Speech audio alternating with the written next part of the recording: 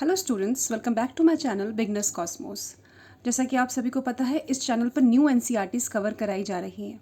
फिलहाल हमारा class third का न्यू एनसीईआरटी हमारा अद्भुत संसार आर वंडरस वर्ल्ड चल रहा है, जिसके टोटल 6 चैप्टर मैं आपको पहले करवा चुकी हूँ और आज हम करेंगे chapter number 7 unit number 3। Class third की ईवीएस की बुक यूनिट में डिवाइड है, ठीक है। टोटल इसमें 4 यूनिट हैं, उसमें से 2 यूनिट हम ऑलरेडी कवर कर चुके हैं। जिन्होंने पहले की वीडियो नहीं देखी है वो चैनल पर जाकर पहले की वीडियो देख सकते हैं और इनके लिंक्स मैं डिस्क्रिप्शन बॉक्स में भी डाल दूंगी। तो चलिए आज का हमारा टॉपिक शुरू करते हैं। आज का हमारा टॉपिक है क्लास थर्ड का ही यूनिट 3, प्रकृति के उपहार। चैप्टर नंबर 7, पानी है अनमोल। कुओं में पानी कहाँ से आता है? वर्षा का पानी चट्टानों और मिट्टी के बीच इकट्ठा होने के कारण। जब वर्षा होती है तो उसका पानी जब चट्टानों में और मिट्टी में इकट्ठा हो जाता है, वही पानी कुएं में आता है। सूर्य और बरखा, इसमें 2 जो कैरेक्टर लिए गए हैं ना, काल्पनिक, जैसा कि आपने पहले भी बताया है कि मैंने पहले वाली वीडियोस में भी बताया है कि इसमें काल्पनिक कैरेक्टर्स लिए गए हैं। तो ये दोनों हैं इमेजिनरी कैरेक्टर, सूर्य और बरखा, तो बच्चे हैं इसमें। कुएं का पानी निकाला जाता है। कुएं का पानी किस किस फॉर्म में निकाला जाता है? हैंडपम्प से, घिरनी से या बिजली के पंप के द्वारा। अब आप में से बहुत को नहीं पता होगा कि घिरनी क्या होती है। घिरनी एक मशीन है जिसमें एक पहिया लगा होता है और पहिए के साथ एक रस्सी बंधी हुई होती है जिससे कि कुएं से पानी निकाला जाता है। आपके स्क्रीन पर एक इमेज शो हो रहा होगा, आपको देख के आसानी से समझ में आ जाएगा। बिजली के पंप के द्वारा और हैंडपम्प के द्वारा, इन 3 स्रोतों से कुएं का पानी बाहर निकाला जाता है। धरती पर पानी बारिश के रूप में आता है। धरती पर पानी का स्रोत क्या है? तो वो बारिश है। याद रखना आप, ये क्वेश्चन बन के आ सकता है, ठीक है। वैसे तो इसमें सारे क्वेश्चन इस तरीके से आए जा सकते हैं। पानी के बिना हम 3 दिन से ज़्यादा जीवित नहीं रह सकते। ज़्यादा से ज़्यादा हम 3 दिन जीवित रह सकते हैं, इससे ज़्यादा हम पानी के बिना जीवित नहीं रह सकते।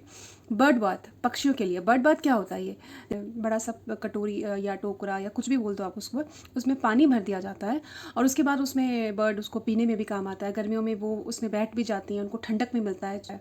तो ये जगह जगह पे लगाए जाते हैं पक्षियों के लिए। आपकी स्क्रीन पे इमेज शो हो रहा है, आप उसको देख के समझ सकते हैं कि बर्ड बाथ क्या होता है, ठीक है। ये चैप्टर बहुत छोटा सा था इसमें, तो ये आपका खत्म हो गया। मैं इसी के साथ इसी यूनिट का दूसरा चैप्टर नंबर 8, हमारा भोजन, शुरू कर रही हूँ। अब इसमें क्या है? 56 भोग क्या होता है? आप में से बहुतों ने इसका नाम तो ऑलरेडी सुना होगा। देखो, इसमें 56 प्रकार के व्यंजन होते हैं। कितने प्रकार के? 56। ये त्योहारों में या किसी पूजा वूजा में ये बनाया जाता है, ठीक है। तो तब भोजन के 6 रस का मिश्रण होता है। अब ये 6 रस कौन से होते हैं? कड़वा, पहला कड़वा, मीठा, तीखा, कसैला, खट्टा और नमकीन। इसमें से बहुत से बच्चों को कसैला टेस्ट के बारे में नहीं पता होगा। कसैला टेस्ट एक ऐसा टेस्ट होता है ना, जिसे खाने के बाद ये आपके मुंह में एक सूखापन और कसाव यानी कि तीखापन पैदा करता है। जैसे कि कच्चे केले, अगर आप कच्चे केले को खाओगे तो आपको उसका टेस्ट कसैला होगा। अल्कोहल, इसे लेने के बाद यानी कि इसे कंज्यूम करने के बाद थोड़ी देर के बाद बॉडी में एक सनसनाहट सी, एक ना सुन्नपना सा आ जाता है। उसी टेस्ट को कसैला का टेस्ट कहते हैं। कच्चे केले या अनार का स्वाद, ये कसैले के अंदर ये इसी के पार्ट है, ठीक है। शिरीन एक लड़की है, ये काल्पनिक है। इसमें मैंने पहले ही बताया था, हर चैप्टर में लिया गया है।